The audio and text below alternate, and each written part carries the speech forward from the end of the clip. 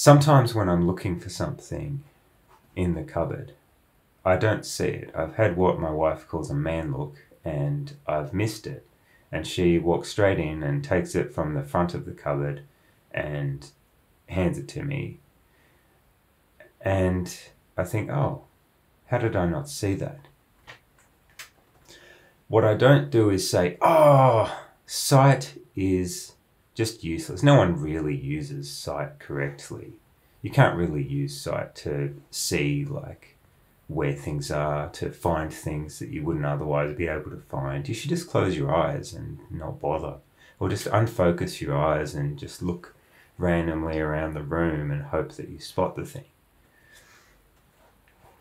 No one would say that, but people have the equivalent fallacy for what I think sight is a good metaphor for, which is rationality, reason, logic, these things that people like to excuse themselves from needing to train.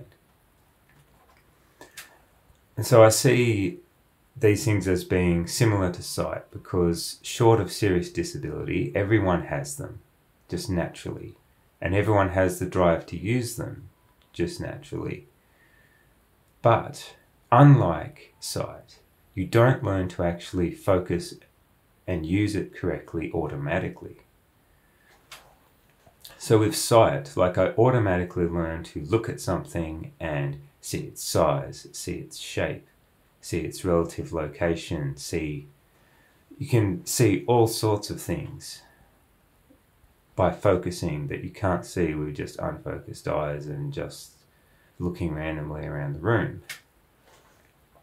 And this gives you much greater clarity as to what the world around you is actually like.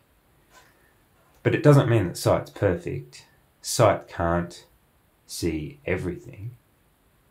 If you do close your eyes, you can perceive things just as easily, in some cases, as if you'd had your eyes open.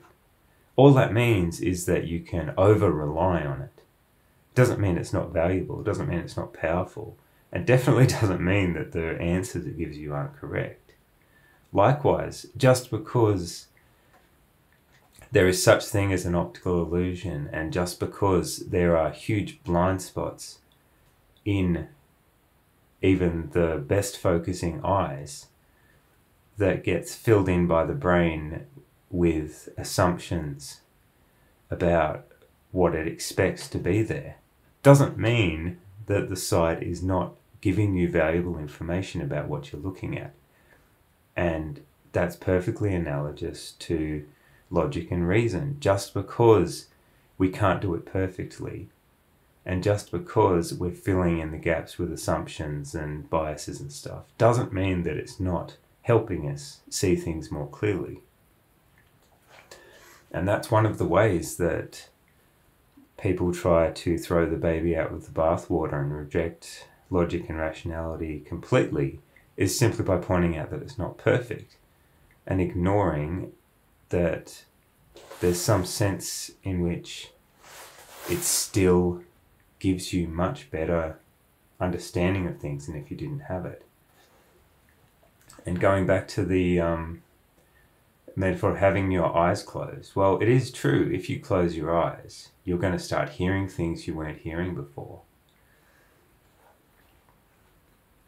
You're going to start feeling things and smelling things and tasting things that you didn't before.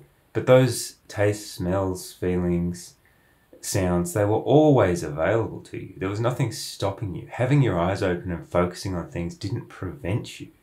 It's just you got too carried away. You just put too much of your attention on that one sense. It doesn't mean that sense wasn't giving you something valuable. It just means you're missing things that are valuable by only focusing on that. And again, that doesn't make sight useless. It doesn't make sight an impediment.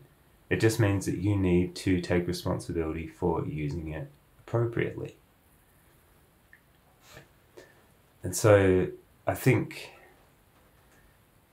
understanding that the difference between sight and reason is that you learn to focus your sight automatically, but you have to train to focus your reason, really illustrates the problem. If it came automatically, people would actually, in my opinion, be happier. Because people are constantly needing to rationalize silly things that they believe and getting all this internal conflict from having to rationalize something that's not rational in order to keep believing it. And it causes so much discomfort. But the problem is, they don't want to go through the uncomfortable process of learning to focus their rationality in the first place. Don't want to have to be uncomfortable by seeing the flaws in what they currently believe. They're so attached to the blurry, unfocused, wishy-washy, swishing around the room way of seeing that if you try and tell them, no, just focus. Look at the thing that I'm pointing out to you. You can focus this and look at a particular part of the room and see it with greater acuity. It's just the excuses, right? It's just, oh, well, if I do that, I can't see the entire room. Well, no one said you have to look at this one particular thing forever. You just need to look at it now and acknowledge that it's there. And then you've seen your surroundings more clearly. The same with rationality. If someone is giving you a logical, semantic argument, they're getting down to the definitions of things and telling you to look at my line of reasoning. Can you see a flaw in this line of reasoning? And if not, why don't you accept that this is rational and that maybe you should believe it? It's the same as them just telling you to focus on something that you weren't able to see because your vision was too blurry, because you never learned to focus your eyes. Now, you would never want to lose the ability to focus your eyes. And if you had to train it, you would, if you had any sense, want to train it, even if that's uncomfortable, even if that means getting over your preconceived vision of your surroundings and what they look like. But for some reason, with rationality, the equivalent blurry, unfocused, swishing around vision seems to be what people want.